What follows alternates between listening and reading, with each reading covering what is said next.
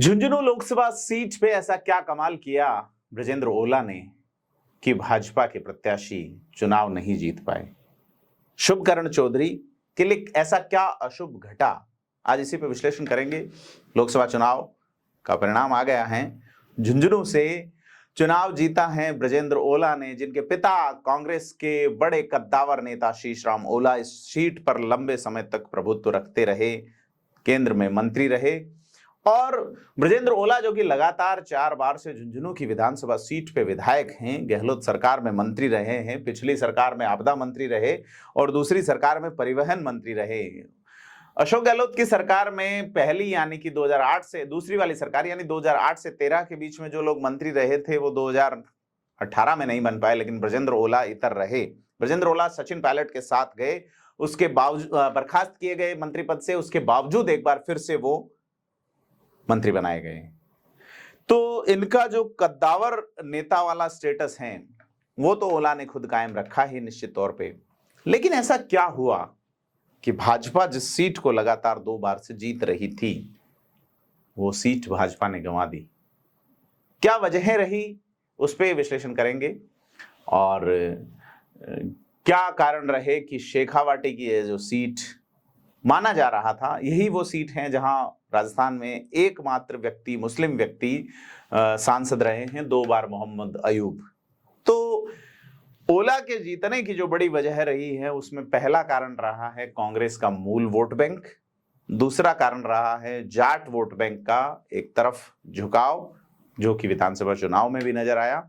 लेकिन एक बड़ा कारण रहा है वो कि भाजपा का मूल वोट बैंक कहे जाने वाले राजपूत समाज ने इस बार झुंझुनू में ओला का साथ दिया। वजह थी पुरुषोत्तम रूपाला का बयान, या निर्दलीय चुनाव लड़ रहे राज शेखावत की पगड़ी उछाड़ने का मामला, या कांग्रेस में प्रदेश सचिव के पद पर मौजूद यशवर्धन सिंह शेखावत जिन्होंने बाद में हिमाचल और अमेठी में भी प्रचार किया, उनके इसी मैनेजमेंट को देखते हुए कि कांग्रेस जिस सीट को सुरक्षित मान रही थी चुनाव होते ही पहले चरण का, उसकी वजह थी कि जिस तरह से यशवर्धन सिंह शेखावत ने यहां मैनेजमेंट किया वो अपने आप में एक देखने वाली बात है। और उसके बाद उन्हें प्रवक्ता से सीधा ही प्रदेश सचिव और प्रदेश प्रवक्ता की जिम्मेदारी दी गई और उसके बाद यहां से चुनाव होते ही उन्हें जालोर भेजा गया और जालोर में उन्होंने कैंपेनिंग की। हालांकि कैंपेनिंग का असर क्या रहा यह अलग बात है, लेकिन फिर उनका मैनेजमेंट। और यशवर्धन सिंह शेखावत के बारे में बता दें, यशवर्धन सिंह शेखावत के पिता डॉक्टर मूल सिंह शेखावत भारतीय जनता पार्टी से झुंझुनू के विधायक रह चुके हैं।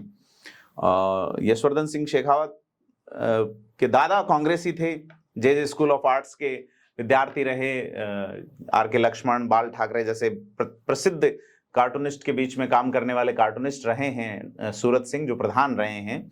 तो पहले कांग्रेसी फिर भाजपा ही हुए। डॉक्टर मूल सिंह शेखावत भैरव सिंह शेखावत के नजदीक रहे। लेकिन अब यशवर्धन सिंह ने जिस तरीके से चाहे वो टोल मुक्ति वाला मामला था, शुभकरण चौधरी वर्सेज यशवर्धन सिंह शेखावत पहला मामला नहीं रहा है। टोल वाले मामले में यशवर्धन सिंह ने शुभकरण चौधरी के खिलाफ करोड़ों रुपए की वसूली के आदेश करवाए, टोल बंद करवाए, फर्जी तरीके से टोल वसूली। शुभकरण उसमें विधायक हुआ करते थे। यशवर्धन सिंह अपने मुद्दे को लेकर इतने संजीदा रहे कि जब इन्होंने बड़े कद्दावर वकील खड़े किए, उसके बावजूद लॉ ग्रेजुएट नहीं होने के बावजूद उन्होंने खुद पैरवी की और शुभकरण को वहां हराते हैं वो। और कुछ समय बाद ही यशवर्धन सिंह लॉ करते हैं और बाद में यमुना जल संघर्ष समिति के संयोजक बनते हैं, यमुना का पानी का मुद्दा उठाते हैं। इस विधानसभा चुनाव से पहले भी इस मुद्दे को डिजाइन करते हैं। कांग्रेस को लगता है कि यह वो बंदा है जो शुभकरण को पटकनी देता रहा है, क्योंकि उस सुप्रीम कोर्ट के ऑर्डर के बाद भी कई जगह मामला शुभकरण उलझाते रहे, 163 सीटों वाली सरकार में विधायक होना, लेकिन यशवर्धन सिंह हर जगह उनको पटकनी देते रहे। तो ये तुरुप का इक्का इन्होंने निकाला और फिर पुरुषोत्तम रूपाला वाला मामला हुआ, राजपूतों के टिकट भाजपा द्वारा काटे जाने हुए। अन्य लोकसभा सीटों में राजपूत नेता यह नहीं कर पाए जो कि यशवर्धन सिंह ने झुंझुनू में कर लिया। एक प्रभावी तरीके से एक राजपूत समाज का सम्मेलन करवाते हैं, राजेंद्र राठौड़ को यहां विरोध झेलना पड़ता है।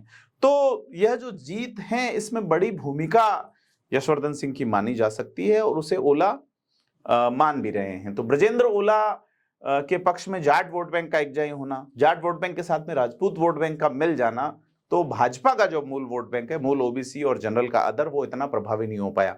खास करके सैनी वोटर उदयपुर वाटी में कांग्रेस के जो विधायक हैं उनके प्रभाव में इधर आया नहीं। ये अलग बात है, आया या नहीं ये अलग बात है, लेकिन कुल मिला के झुंझुनू में एक अलग तरह का माहौल बना, निश्चित तौर पे बना, और यह माहौल लास्ट तक कायम रहा।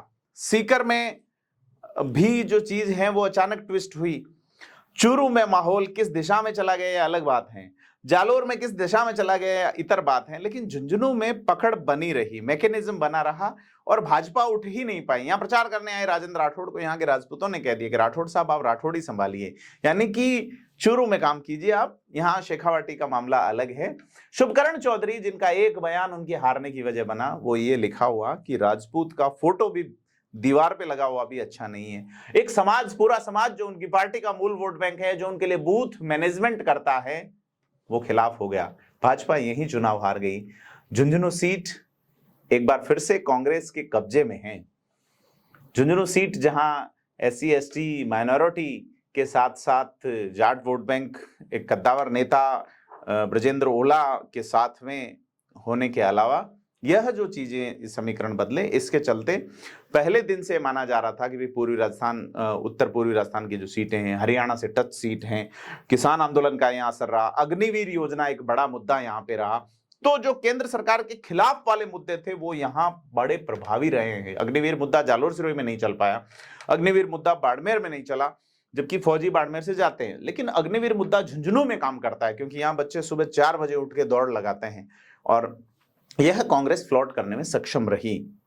शुभकरण चौधरी का इलेक्शन कैंपेन अपने आप में प्रभावी रहा। उन्होंने जिस टीम को जोड़ा, जिस तरीके से जोड़ा और जिस तरीके से उन्होंने चीजों को मार्केट में दिखाया, चुनावी मार्केट में, आजकल ये बेसिकली एक तरह का election is a business, it's like, तो यह जो चीजें हैं यह शुभकरण के खिलाफ गई और ब्रजेंद्र ओला संसद पहुंच गए हैं, अब उस कुर्सी पे बैठेंगे जिसपे कभी उनके पिता बैठते रहे हैं। तो देखना यह है कि शुभकरण चौधरी हारने के बाद उनका राजनीतिक भविष्य क्या रहता है। ब्रजेंद्र ओला का जीतने के बाद केंद्र में वो किस तरीके से झुंझुनू की आवाज बुलंद करते हैं, क्योंकि झुंझुनू की बड़ी डिमांड है। सरकार जरूर MOU की बात कर रही है कि हमने यमुना जल का समझौता कर लिया है हरियाणा से, लेकिन खट्टर का सदन में दिया हुआ बयान और MOU के बीच में जो चीजें हैं वो इधर उधर हैं। ऐसे में बड़ी जिम्मेदारी रहेगी ब्रजेंद्र ओला के ऊपर कि वो यमुना का पानी दिलाए। इसी बीच एक और बिंदु है कि झुंझुनू की विधानसभा सीट जो है वो अब खाली हो जाएगी। तो क्या ब्रजेंद्र ओला की जगह अगला विधायक चुनने के लिए कांग्रेस किसे उतारेगी, भाजपा किसे टिकट देगी, तमाम चीजों पे हम नजर बनाए रखेंगे। आपसे अपील है कि थिंक 360 को सब्सक्राइब करें, वीडियो को लाइक शेयर कमेंट करके बताएं कि कैसी लगा ये विश्लेषण आपको। धन्यवाद।